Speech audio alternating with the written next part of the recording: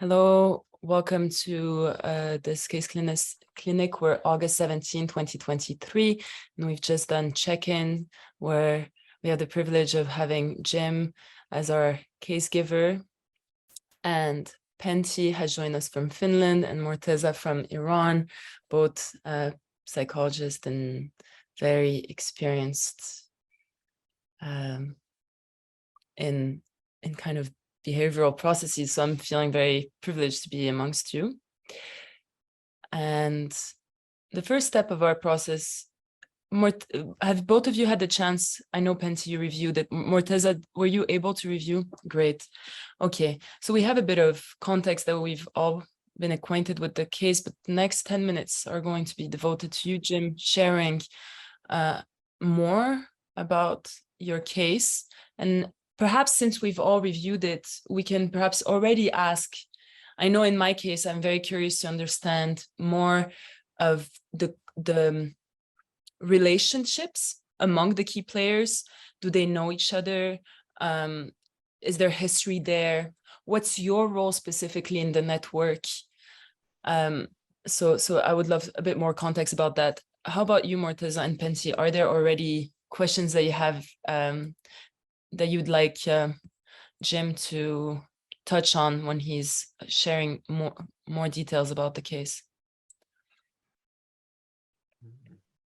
I think for me, the same question is the most relevant, like how the collaboration has worked with the other players previously, and are there any like earlier examples of similar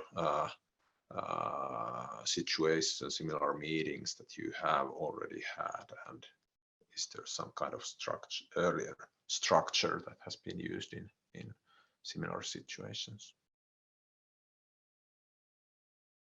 Thank you, Daniel. No, I don't have any question. Great. So Jim, the floor is yours, unless you have a question. And I will indicate when you have maybe 3 minutes or 2 minutes and 1 minute. Great, that'd be helpful. Thank you. So I am affiliated with a local homeless service agency, the Concord Coalition to End Homelessness. And I've been a volunteer there for about 3 years and a member of their board of directors for about 1 year. And it's in the role of a volunteer that I'm doing this work. I'm a physician by background, and in hospitals and medical care, we frequently do what we call root cause analysis. If there's a medical error, medication error, or if there's a suicide or an unexpected death in surgery, in medicine, we would get appropriate people together and review the case to identify if there were opportunities to improve, things that we wished we had done differently. But in medical care in the United States, that kind of review is protected by law. It's called quality review, and any of the information that's discussed in the case cannot be used against us. It can't be used for a legal proceeding or anything like that. So there's what we call statutory protections to have those kind of discussions to promote openness and learning in healthcare. But this homeless person died on our agency property, and I wanted to have a community review, a review of the community agencies involved. And there's no legal protection that if we should say something like somebody did something bad or terrible, that could be publicized or used in a legal proceedings or something like that.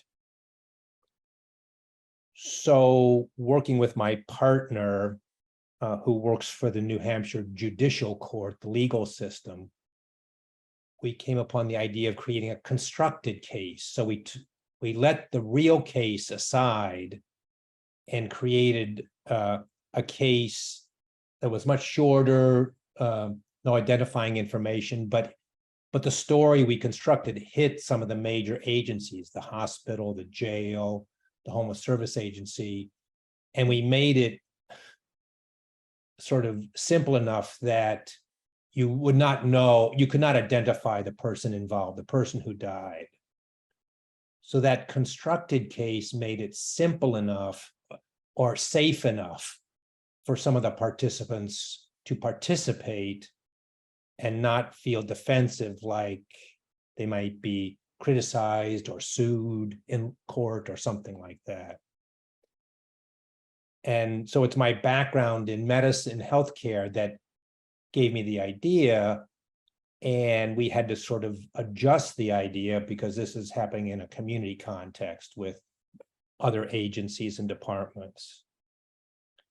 So that's, and my intention, two things I think. My intention is to promote connection among the agencies that work with homeless persons, because our understanding of the current system is that each of the agencies and departments in the system work hard, they mean well, and yet sometimes the system doesn't work coordinated together. It's uncoordinated. And so the more representatives can talk to each other, understand how does it work in your place, how does it work in my place, the more we can understand each other, the better we might be able to build collaboration. And having this kind of discussion, we might specifically identify gaps in the system, in our collective community systems that don't serve homeless persons well, and perhaps put them at risk.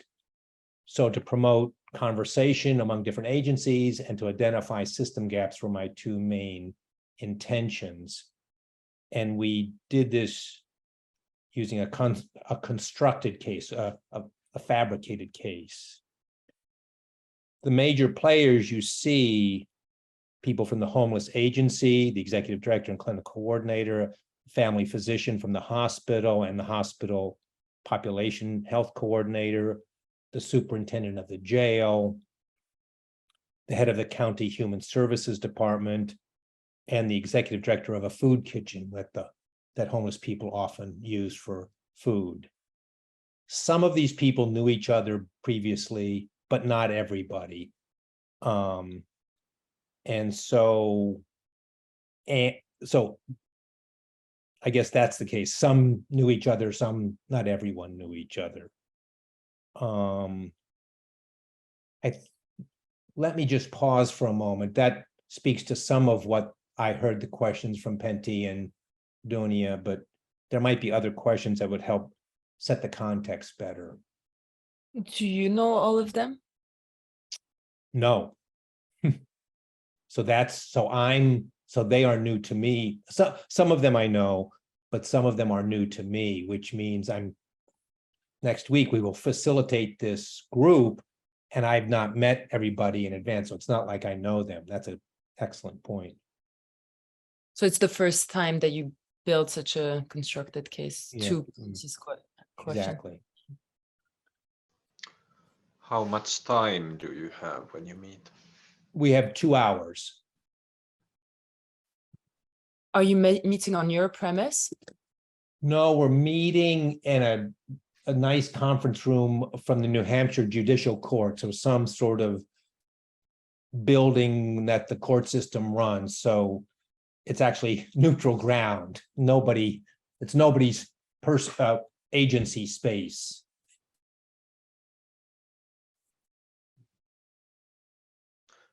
Yeah, and just to make sure, like you are, like everybody expects you to lead the meeting. I will facilitate. I have a partner who is who's a lawyer. She's the health and wellness coordinator for the New Hampshire Judicial Court. So she was not involved in the case. She's done some other work of bringing people together, and she's my partner in facilitation. And I will be the lead facilitator. She will be my partner in that work. Thank you. how long ago was the invitation put out, and when did the incident happen? The incident happened about a month, maybe 4 to 6 weeks ago. The invitation went out about 2 weeks ago. We had to negotiate participation, make sure people felt safe and comfortable and then find a time. So it's been about 5 or 6 weeks since the incident.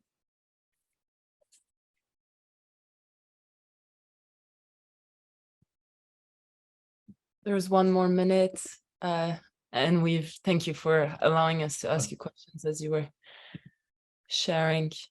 So I could say 1 more minute then. So I've had, and this is sort of the invitation for you to advise or reflect with me.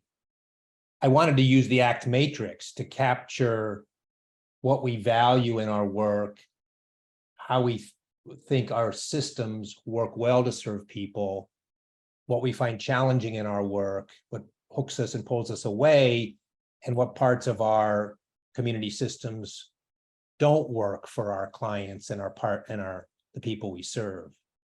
And that was sort of an intention to use the ACT matrix as part of the framework for the conversation. And I've had to scale that back because my partner feels like it would be too complicated or too much of a framework, given that the people don't know each other, we don't know them, and the limited time.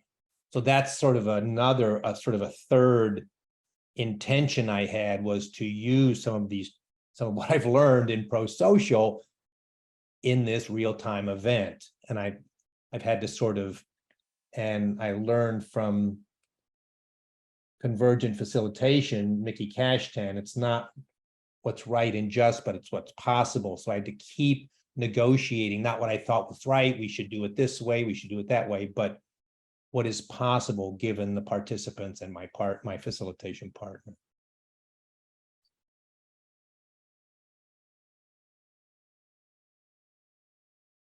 Thank you, Jim. So the next phase of this is to just allow this information to sink. We'll go into 2 minutes of silence. You might write down questions, observations about how this case lands for you, what's coming alive, what's the connections you're making. Just notice that. And when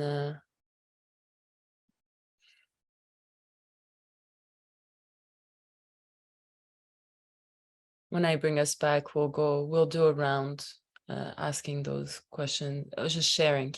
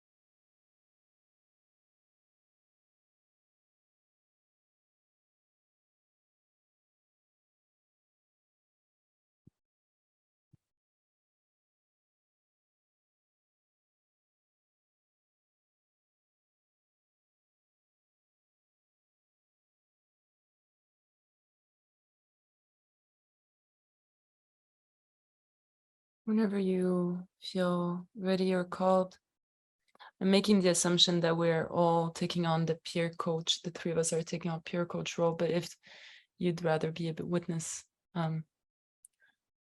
please indicate that now. It's just, yeah. And whenever you feel ready to share question, observation, comments, feel free to unmute and do so.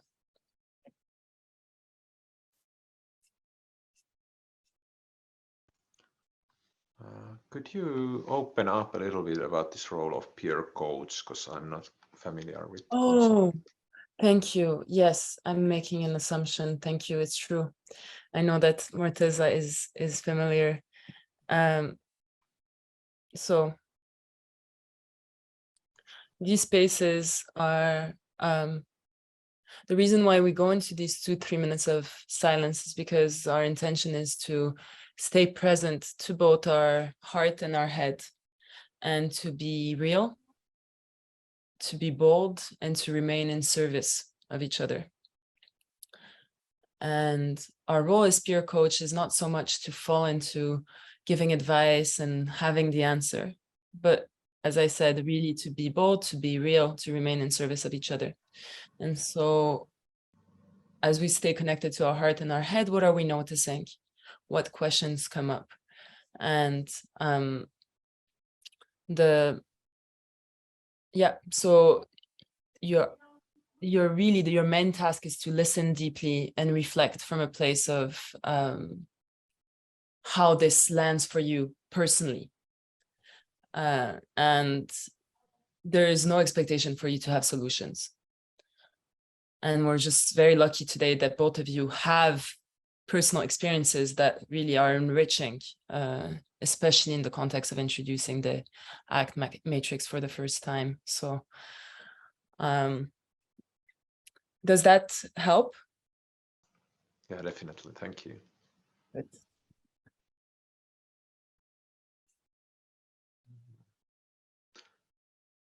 So maybe. Yeah, so share impressions, emotional response, and any related questions informed by our principles and our ProSocial ethos. Yeah, first of all, I notice like a sense of kind of like really pausing, staying, looking at this like very like human incident, a death, the passing of this homeless person, and I feel like a sense of humility in front of this meeting you are organizing, like related to this real person behind the meeting, and the huge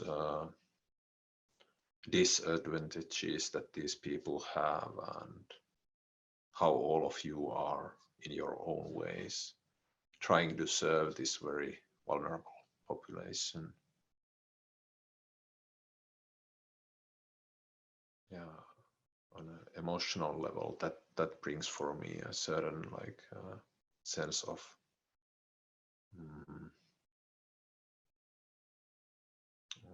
I don't find the right English word, but maybe it's related to sense of humility somehow. Yeah. And I wonder if you can somehow, like connect that emotional level when you meet. That's a kind of a question that comes up for me. Yeah. Maybe for a little while in the beginning of the meeting or something. I don't know if that would be meaningful for you. Okay, that's it for now.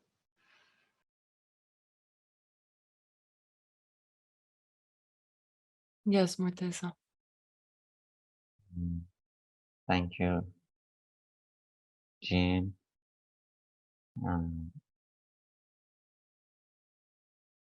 I I think construct a new case was very good idea and creative idea. I never have think in this way from in that situation. You know, I think the situation is very challenging and have a different aspect, and different people are involved in that situation. But making a constructed case, make safe space for everyone to contribute in this meeting and this situation and be a part of solution, not defending themselves. I think it was a great idea.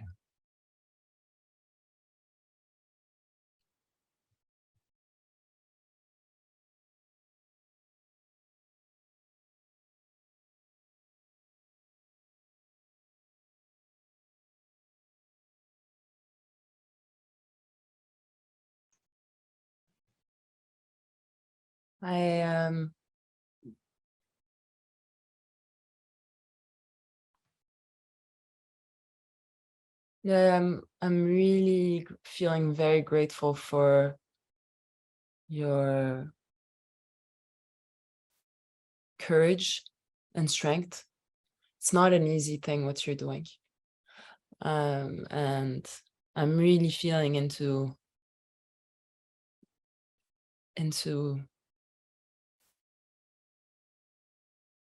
all the benefit just of already that you'll be in the same room, in a beautiful room, and that you'll be together. I find that there is so much to celebrate already, and I want to make space for us to celebrate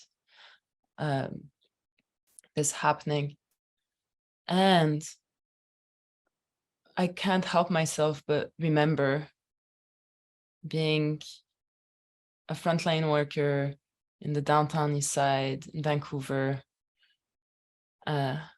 which, just for context, has an opioid crisis, poorest zip code in Canada. And it was a heart-wrenching environment that also left me numb at times. That was my coping. Sometimes it was just so much that I couldn't feel.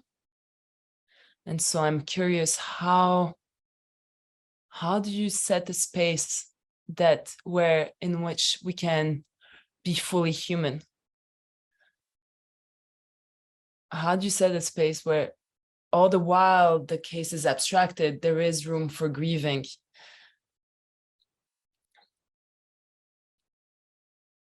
And for love and care. I mean, what you're doing is an act of love and care. And so from that already, there is a lot that will kind of reverberate. It's already, I think the energy that you bring to this is already a gift, as I was mentioning earlier. And I wonder if there's a way to set the space, how you open it. I think there's something there that I would like us to explore in the next half hour. And then I'm also curious to hear more about this in your case brief summary. You mentioned a brief what we value exercise. So I'd love to hear more about that.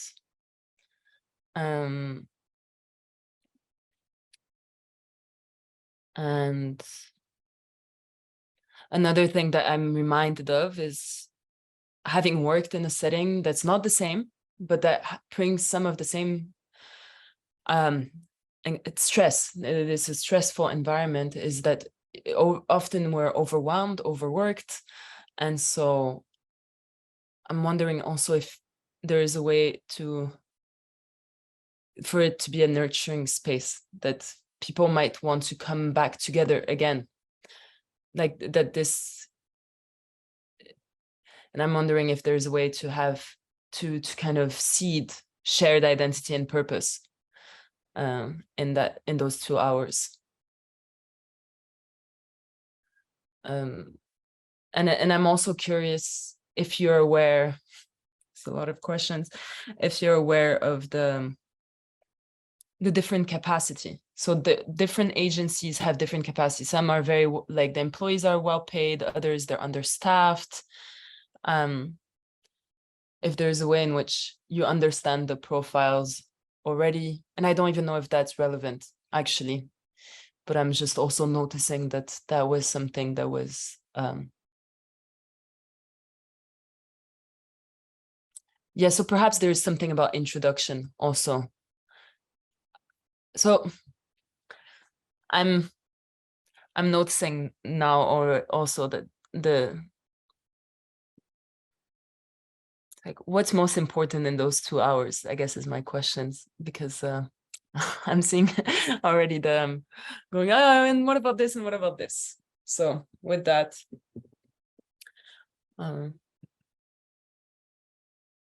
did you by any chance write down the question? I could also write all of our questions. I've got notes. Yes, thank you. Okay, good. So next step is probably if you want to answer some of this before we in the official, by the scriptures, we are supposed we are supposed to as a rule, statements are made in response to open-ended questions only. These are framed by group experience, applying the 8+1 principles we're endeavoring to generalize. Enter a dialogue by hypothesizing about the situation described, what the core adaptive challenge is, and begin generating several different interpretations about what is contributing to the challenge.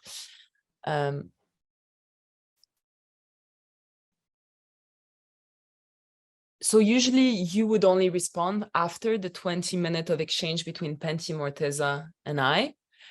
And I'm really wanting to break the rule. And since Robert is going to give me feedback, I'm going to break the rule.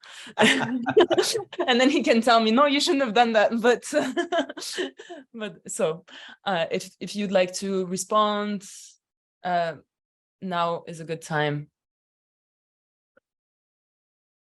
Only if you feel comfortable. So what I've heard, I think, really names or gets at from Pentti, Morteza, and Eudonia, the key adaptive challenge that I find in this conference next week. And I heard from Pentti, can we connect at the emotional level? This is the death of a person. It's regrettable, it's sad, it's at an emotional level, it's quite disconcerting and challenging. And Morteza named the logic of using a constructed case, which for me was a key learning, because I come from healthcare. I know how to do these things. I do root cause analysis. I've done many in my career. And that's the right way to do things. So I thought. And when my partner said, well, if we do it that way, I can't participate, I got all this anger, this feeling welled up in my chest to say, that felt, what do you mean you can't do this? This is so important. This is the right way to do it. But I caught myself listening to what I've learned. It's not what is right or just, but what is possible. I relaxed and said, okay, we'll make a constructed case. So it was my own feelings, that left side of the ACT matrix welling up to say that was, and then hitting on building a case that they could accept. That was a key learning for me in doing this work. So thank you, Morteza, for naming that.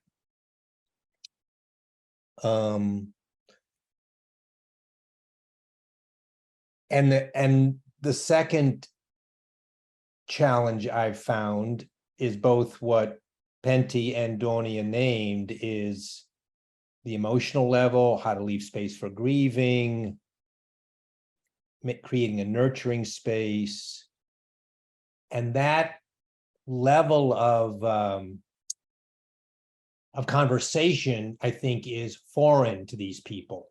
They're good people, they mean well, they care deeply, and yet they're businesslike. They've got jails to run and procedures to follow and whatever. Even though they're all thoughtful people, and they're all thoughtful people.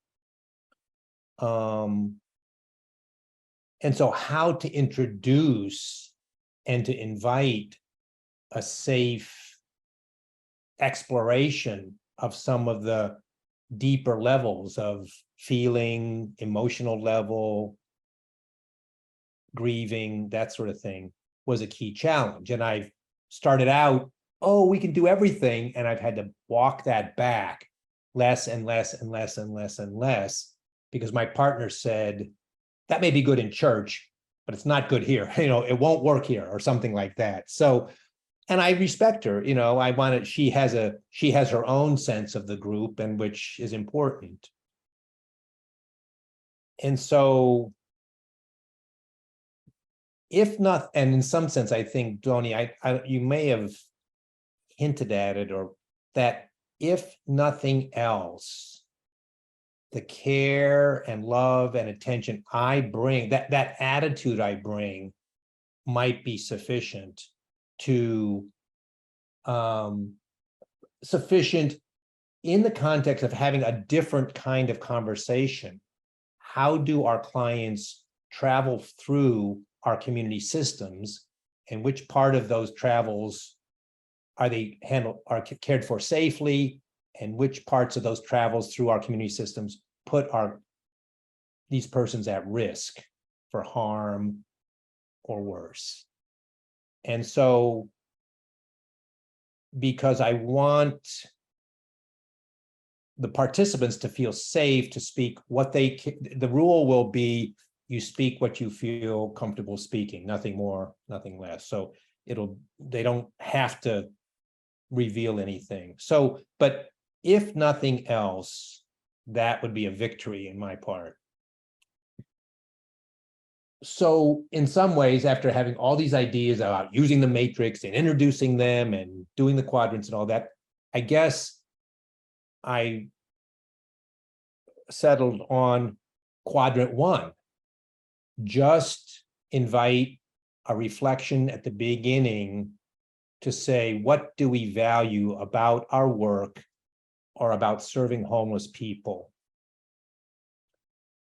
And I don't know whether I read it or I learned it, but there's this, somebody did a psychology, maybe Morteza and Penty, you guys know this, but there was a psychology study where they took 2 groups, and they had one group invite them to reflect on their values and write a little paragraph about their values.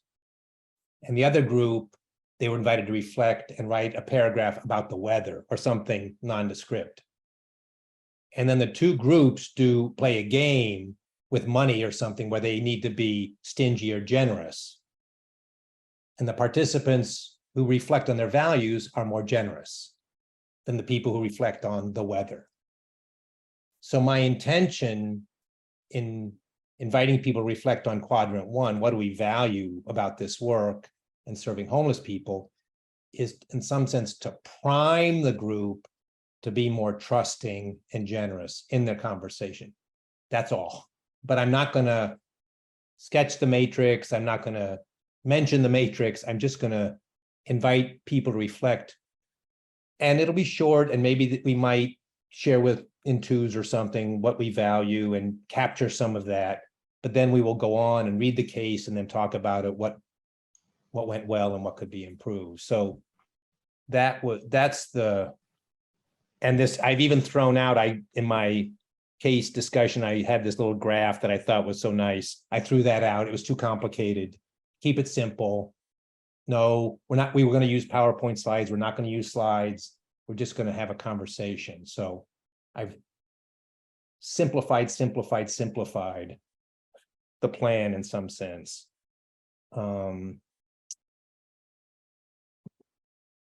so the notion of that was the what we value exercise, and I think the three major differences in the agency capacity. Healthcare is the hospital is a big organization, large budget, hundreds of millions of dollars, a lot of technology, all that sort of stuff you would imagine in a hospital. These participants are not leaders, they're just a doctor and a coordinator, but they come from an agency that is very big and complicated. The jail and the human services person from the county come from county organization, so they're part of government, which is sort of bureaucratic and rule-based and that sort of thing. And the other participants come from the homeless service agency and the friendly kitchen, the kitchen that serves homeless, and those are much smaller social service agencies. They have to raise money, donations, and so they're not as well endowed, their budgets are not secured, etc. So there really are, between the hospital people, the county people, and the nonprofit people, there really are differences in resources, scale, and infrastructure, etc. So I hadn't really thought about that. It's helpful to be mindful of that as we facilitate this conversation. So that's helpful to remind myself. Thank you, Jim. So for the next 15 minutes, we will be discussing, and you will be more of a listener. And if you have questions that come up, we'll have about 5 minutes afterwards to answer.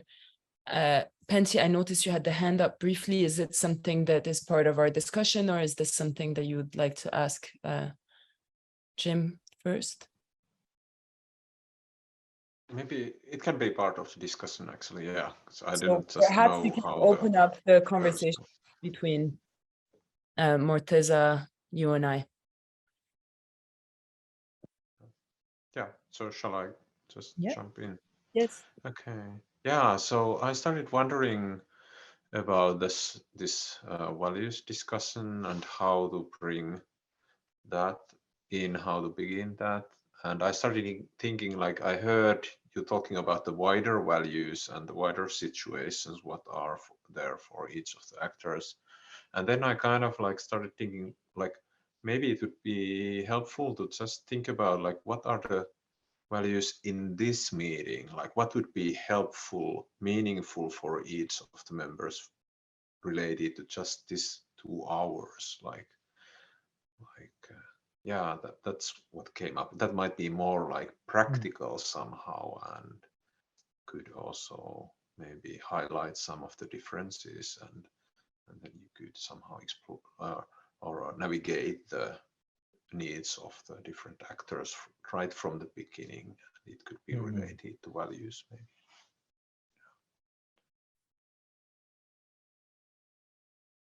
It's interesting because my mind was also going there, where I was wondering if that could be part of the introduction. If I understand correctly, it's about 10 people total, including you.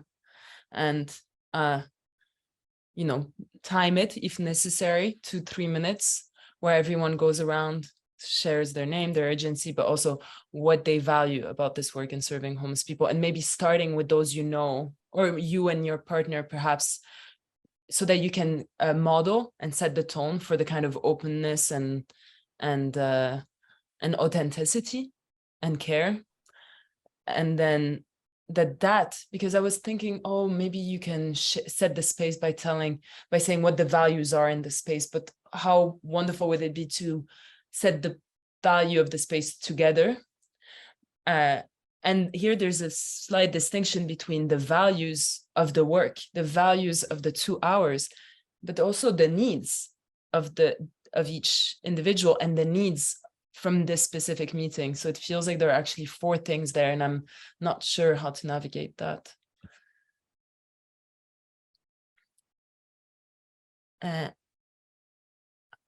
Morteza, I'll pass it to you, and then I have something else, but it's... Thank you. My experience, I think that simplicity is the key, and it's very important in this situation, especially.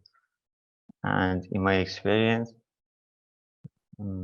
I found it useful to drawing a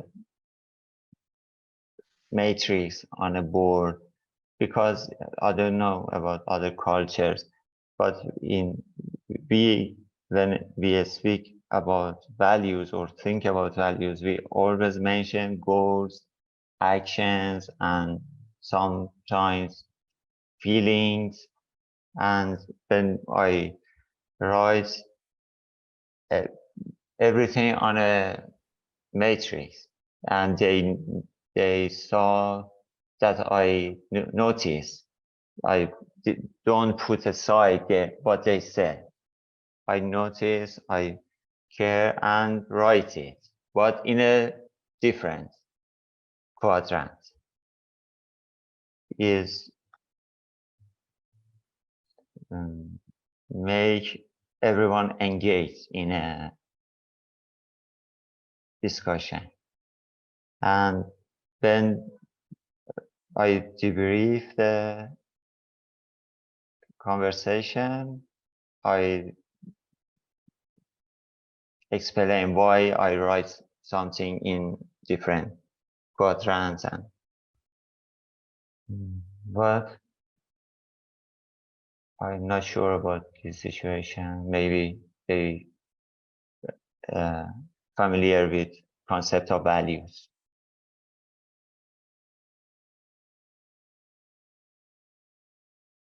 Mm.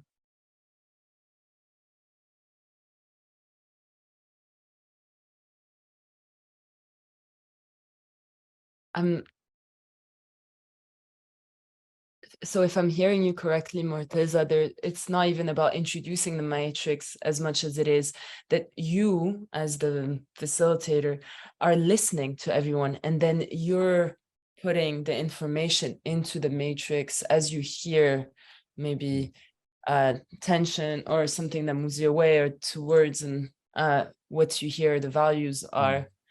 So it's more of nearly a note-taking, organize, like or filter.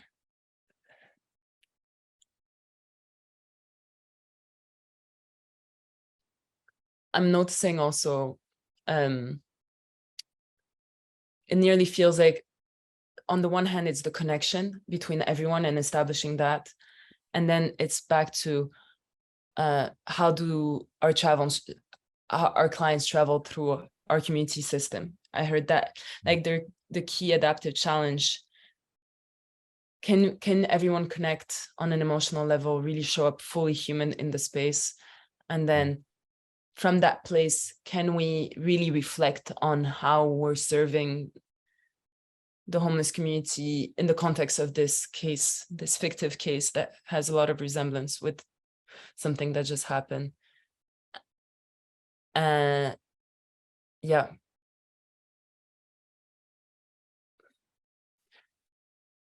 And I find, yeah, go ahead, Pentti. Thank you, Dunia, and thank you, Morteza. What really hit me, what you were saying, Morteza, was the word simplicity. And that sounded like an important thing, especially as you are meeting for the first time with this group, these people. And I started thinking, like, maybe it would be helpful to approach this meeting as like a first step in a learning process, or a process that might go deeper in the future. There might be new possibilities to meet with some of these people, and maybe thinking about like this being a learning experience, like exploring the dynamics that come up with these people in this kind of situation. And yeah, and then another, like, what came up from what Dunia you were saying, like I noticed, like, what is like practical, what is like meeting the needs of the actors in a like a specific concrete way.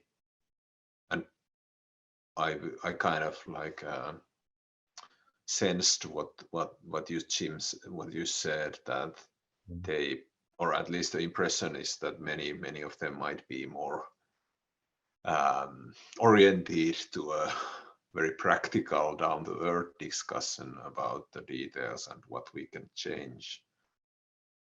And yeah, that seems like it's very important also, maybe even emphasize that part, but also somehow to keep a connection on the like the values emotional level in a somehow like a workable way, not making it too explicit. But yeah, maybe just sensing into the group and looking there, like what works, how are they receiving when you kind of do the initial values question or round of introductions. Yeah. Okay. Thank you, Pentti. I'm the facilitator in me cannot help but cut up the 2 hours. Oh, as my experience as a facilitator, it's so important to open, especially when people don't know each other. So that first 40 minutes really feels like it's the opening. It's where people meet, introduce themselves, we orient towards value, what space are we creating together. Then the next 40 minutes feels like, okay, let's get to work. We're here to work together and we're going to work together with this case. And that's really so valuable. And if no one meets again, then that would have been really valuable. But then to really leave space to close, maybe the 40 last minutes are closing, because then you can really explore, okay, what would serve everyone here? Or because the idea is like, it's like, can there be something intrinsic where people might want to meet again, but not for you to, again, bring it like, oh, you have to do this thing, but might it come from participants themselves? If not meeting, what is it that would be supportive? Is it that there's a mailing group, that there's just an email chain that everyone is connected on? And also not, I think also it's just going to be, I'm coming up with these ideas, but what comes up during those 40 minutes? I think there's everything will come up during the exercise, and then how do you integrate like that?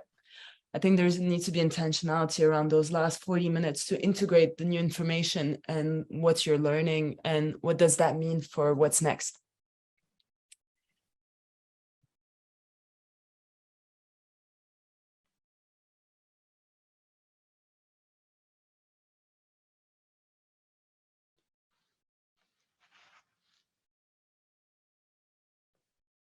Okay, I could add just another viewpoint that came up for me, was just like are there some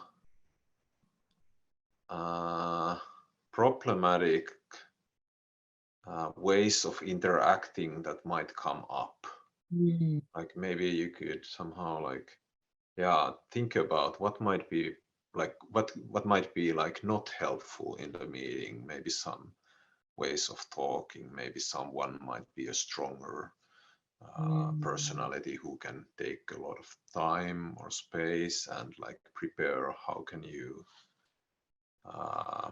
rein them in if that's necessary. I think, yeah, that might be helpful to think about, and how can you keep the focus on what is important in each phase of the meeting.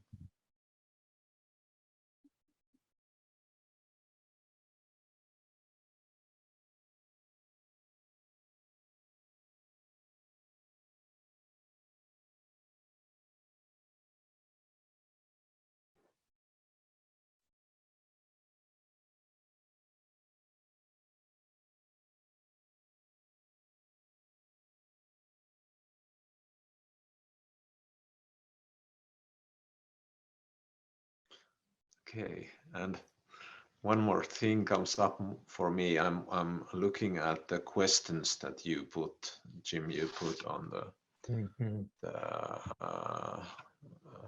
the case conceptualization you shared with us. And I noticed a question like, what might be a way to discuss strengths? And that seems also like a very important thing to somehow like, yeah, to provide a little bit of space, maybe provide the question to each of them, like what have you done well related to similar cases? What has been successful, and might there be some ways how you could together support each other, and how each of the players could maybe even build up or deepen those strengths that already exist and notice them. Morteza, I noticed you were going to say something, so I want to make space for that. And I also have something in my head. I was thinking about how much how much these different people with different responsibility feel identify themselves as a we, when we want to ask them what is most important to us, how much, because they are, in my point of view, in a different situation, position, actually. How much how we can help them to identify themselves as a we.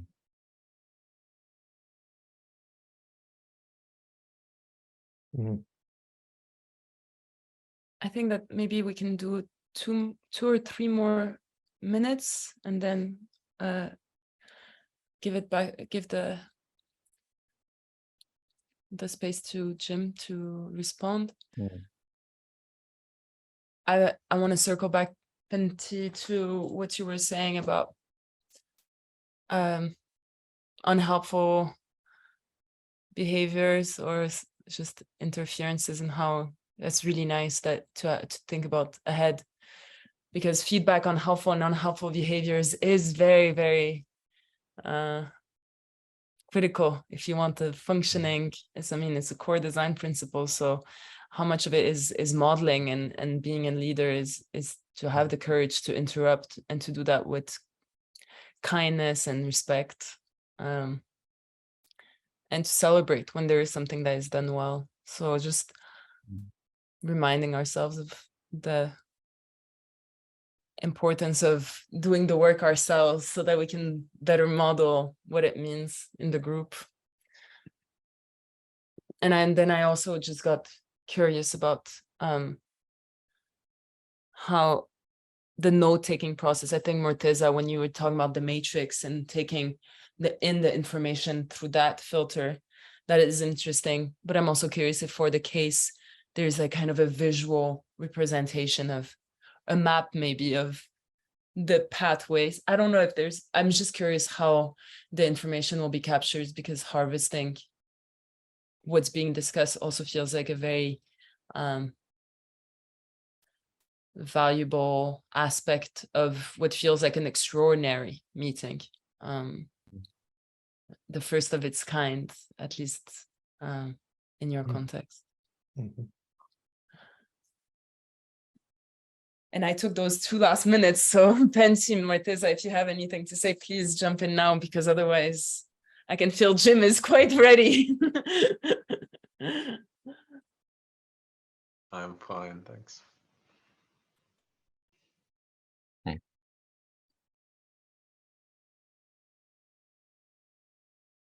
So thank you.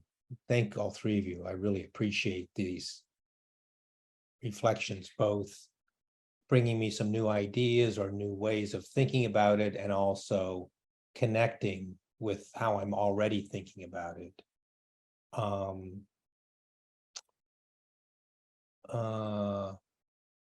think simplicity is key. I would love to use the matrix, but I may not. My partner will be taking notes.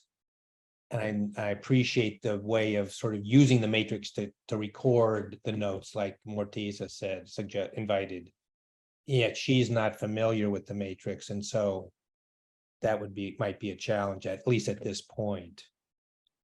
We do have a concept of 3 flip charts in terms of capturing what people say. What are the strengths? What are the gaps? And then what are questions or issues that need further discussion? And I had to convince my partner, I think Pentti said this, about allowing them or noticing the strengths of our systems. I mean, Robert Stiles says you should have 5 positive things for every 1 critique. And so we really should acknowledge those parts of the conversation that are working well. I think that's an important balance to whatever gaps or criticisms we might identify. So we have that was my scheme. It's not a matrix, but it is a scheme to capture strengths, gaps in the system, and then questions or issues. I did think a bit about what happens if bad behavior or strong emotion or something like that comes up. What the little we have some ideas on a confidentiality agreement so that we agree that whatever information we share would not be identified with any person, and no discussion about actual cases.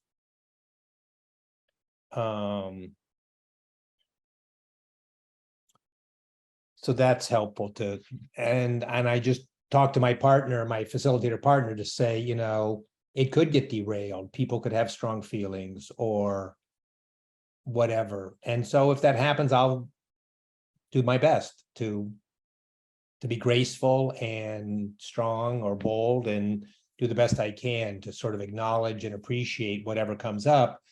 And to the extent that it seems appropriate, try to get us back on track if that's appropriate. So I'll have to sort of fly by the seat of my pants, so to speak, if something like that happened. But I did think about that.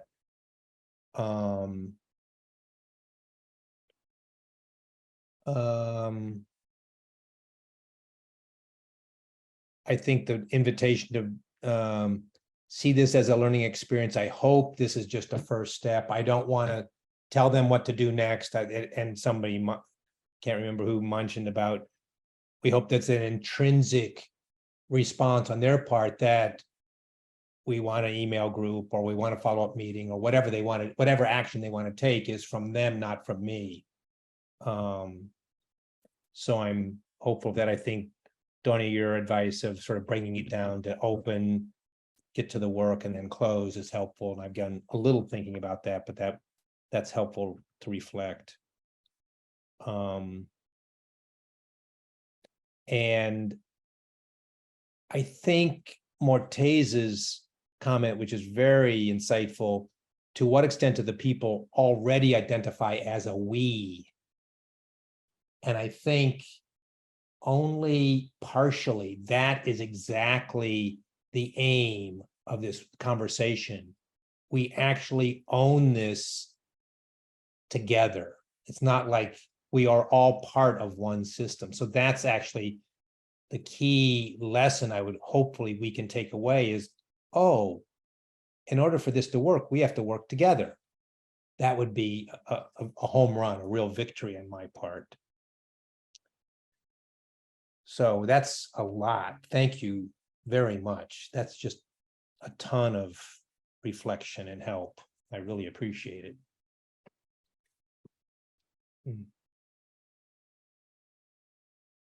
Yay.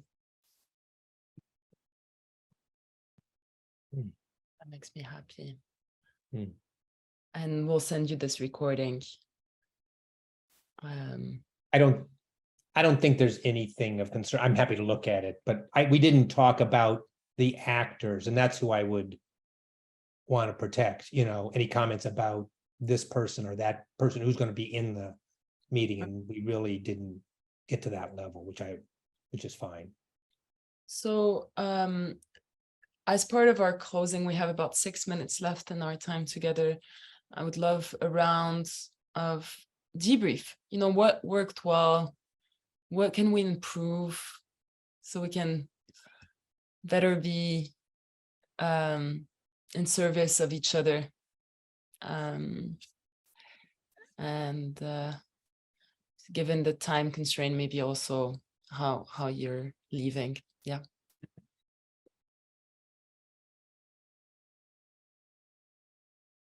And whoever would like to start. I admire Jim for this brave action. When I think if I was in that situation, it was very scary for me for the first time with different people or different position. This meeting encouraged me to be the next case giver. If the time and date was appropriate. Because last community call was in 1 a.m., 1:30 a.m. in Tehran, and I couldn't participate at that community call. But if a case clinic, next case clinic would be in this time, I like to be a case giver. Thank you, Jim, Penty, Dunya. Thank you all.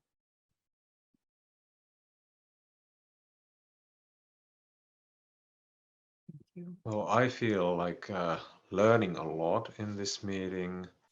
It was the first time I attended this kind of case clinics related to ProSocial, and I think there are lots of very important things here, like in the structure of the meeting. And I really appreciate, like, Jim, your way of presenting the case, and our kind of how could I express, like, there was a sense of like slowing down together and really like reflecting. And I sensed that, Jim, you were really like able to really reflect and see new viewpoints listening to us. And also, like, somehow this was like very opening new ways of thinking about cases I do, and really like thinking about bringing this kind of process or way of discussing maybe to my work with some colleagues also, but really looking forward to come again. And yeah, I really enjoyed this meeting and learned a lot here from all of you. Thank you.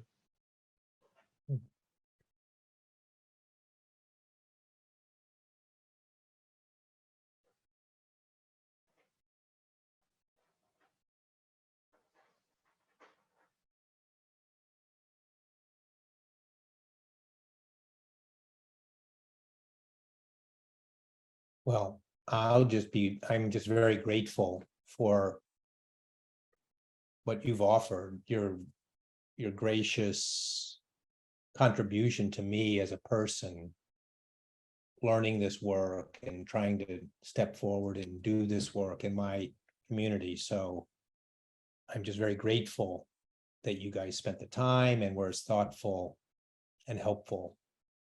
So thank you so much. Very grateful. I can feel my heart open in my chest, and that's not always the case. So thank you. I have to pinch myself. I'm like, oh, this is my work. I feel like a very privileged person.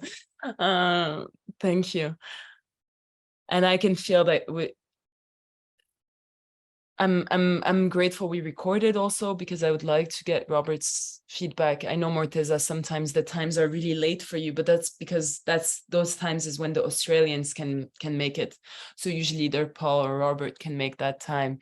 And I'm just feeling like now that I built this infrastructure, I'm hoping that more of our community can start participating, because I know how valuable these spaces are, and I know I'm learning every time also how to better hold the space, and then perhaps others can start hosting it too. I, of course, am seeing so down the path, and then I bring myself back and I'm like, wow, this is already extraordinary. So I'm hoping, Jim, that you could also perhaps offer another case down the line. I'd love to hear how it went, and for you to have a reflect on that. Yeah, I'm looking forward to the unfolding. Thank you all. So maybe there's a space in this agenda for a little, like 10 minutes or 15 minutes of, we hear from what case from 3 weeks ago. Just tell us what happened in brief, not a further discussion, but just like a follow-up note. Oh, So that would something like that, I could follow up in a couple weeks to say, oh, here's how it went, or something like that. Oh, that feels like a great idea, because then I can also cut out the clip if we record it and then share it with the participants, because there might be people that can't attend that week that would want to know. Yeah. So that sounds like a great idea, and we're right on time, and I like to finish on time. So have a great, wonderful rest of your day. Thank you, guys.